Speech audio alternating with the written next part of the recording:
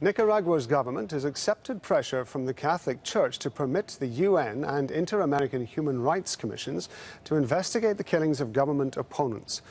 The civil unrest in Latin America's poorest nation has entered its fourth week. Our Latin American editor, Lucia Newman, has more from the capital, Managua. At Managua's Polytechnical University, nervous students barricaded inside received donations of food and water.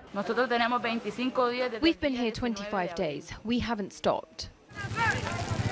Outside, fresh makeshift roadblocks are set up with the support of local residents in preparation for an expected new attack from police and paramilitary groups.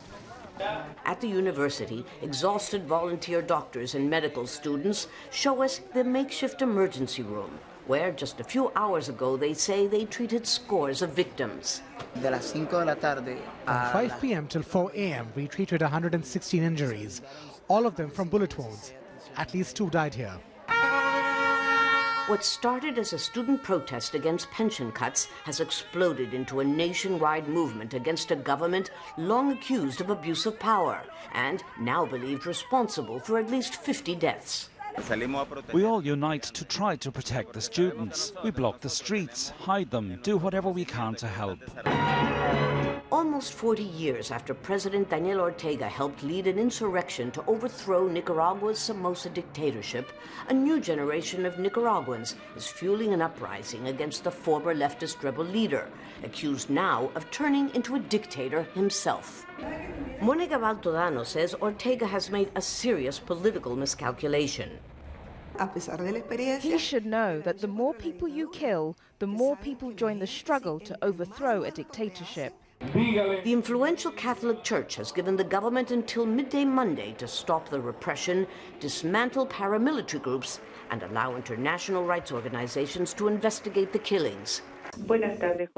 In a radio broadcast, Ortega's wife and vice president, Rosario Murillo, said they would accept the church's preconditions for mediating a national dialogue to address the worst unrest here since 1990. The general consensus is that the memory of Nicaragua's civil war is still too fresh, and that most people that want to see Ortega out aren't willing to take up arms to achieve it. But if the number of victims continues to escalate, that could change. Top-ranking government officials declined repeated requests for comment, but close ally Edén Pastora was happy to echo Ortega's charges of a right-wing U.S. conspiracy.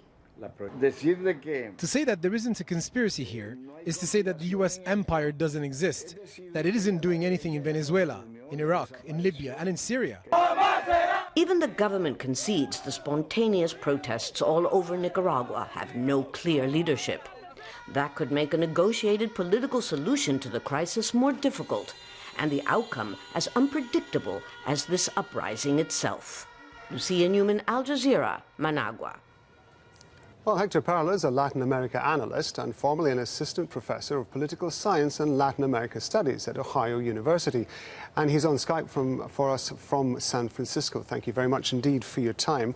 How confident can people be in Nicaragua that the Ortega government is actually going to accede to the Catholic Church's requests and that full investigations will be allowed? Well, one of the hallmarks of Ortega is that he's extremely pragmatic, and he already rolled back the law that sparked this whole contentious episode. That's kind of his trademark. He makes deals, he cuts deals, and so doing something like having a peace negotiation or a dialogue, a national dialogue, which is brokered by the Catholic Church, is actually very much his style. Is there a risk, though, that this is going to spread wider than those specific issues that we were hearing about in Lucia's report, and that this is going to spiral, if you like, into a wider anti-government protest? Oh, it already has. I mean, it is no longer contained to the Social Security issue.